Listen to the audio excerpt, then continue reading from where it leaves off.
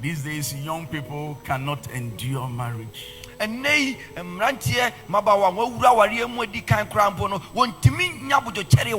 least pressure they pack. Say, We are not compatible. We are not compatible. Where from all this compatibility and all that? You are not compatible. So can God work things out for you people? Nobody marries someone who he or she is compatible to. Because if God has to help you, he has to give you somebody who thinks not like you. Otherwise, let's say that all of you are a talkative and you marry a talkative. Who will teach you how to stop talking? Bibiara ntumi nware onipa otese wono a sedi onyame ahyehye no no ebia no ye nipa wo be kasa nanso be hu no akoware obi oye kom sa na nyame aye no. You see, I am a type who is quite a perfectionist. Se wo hwe me ame mabrabo no me pe me no ma nyina pe. But for my wife, she doesn't think that is how people should be. And so me yere de odwen say nipa de wo ho a Ebia also enyehwe. Always she says, oh, it's okay, it's cool. Why? What do you mean by it's cool? Yeah, because God knows who this man is. Since when you said you are here in this life, you cannot have things go your way all the time. God knows that I'll be frustrated. So now God gives me a wife who always thinks that there are certain things that does not matter. So when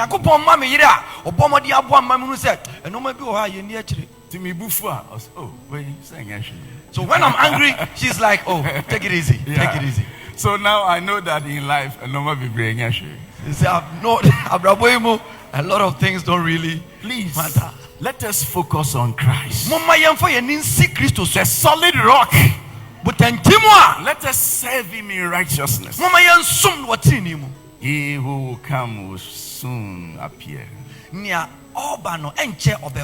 let us shrink back, because we will be destroyed. Now listen, there is every opportunity to turn back on your faith, on your marriage, if you want.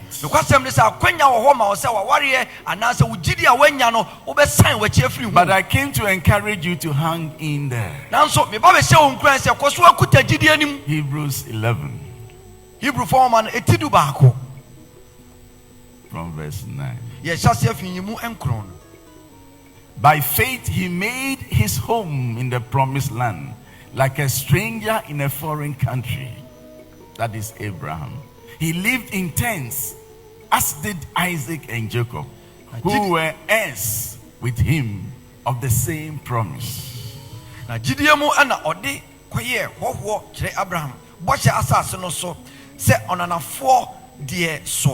Na one boshe krono ara adidi for Isaac ene Jacob tena entumadan mu. Now verse 10.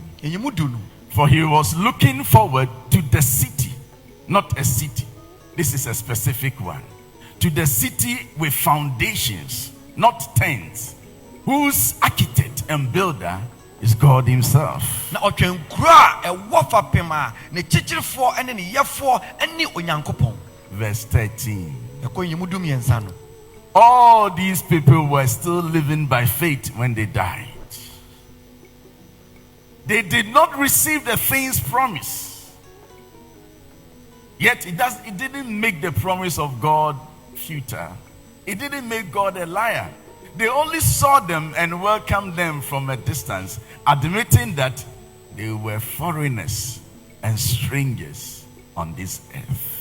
So ana yenum nyina wuya wonsa anka boshe no na mom won hunu no ekirikyiri nko gidie ye no etu e kan say woye ahoho ne amanfrafo wasase so. Verse 14. Shall we read together? Ye kan do na na bom. People who say such things show that they are looking for a country of their own. But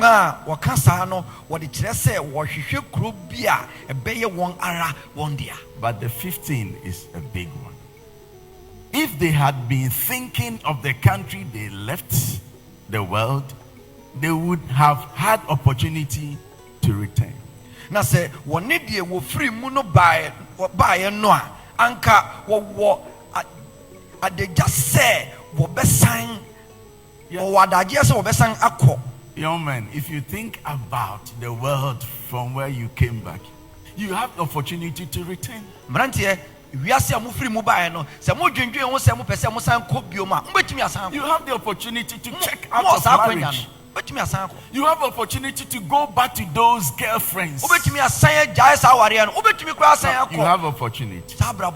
But instead, verse 16 says that instead they were longing for a better country, so they hung in. They hung in there. They hung on Christ, a heavenly one. Therefore, God is not ashamed to be called their God, for he has prepared a city for them. No question not do see I say one watch us no my kwan no bomodia so every one moja ni atwen enti anyo nyankopon ni wo say obefre won onyankopon efri say wasiesie krobi ama won. As I conclude, brothers, bra mi wie adofo no, we are seated with Christ already in the heavenly realms. Soon we'll be going home. Our citizenship as Christians is in heaven. One day all will be over. We will rest from our labor. So don't give up yet. Our present suffering cannot be compared with the future glory that we are waiting for.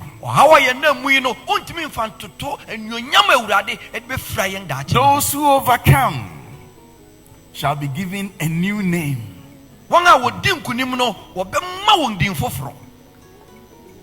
Those who overcome shall sing a new song that even angels will not understand.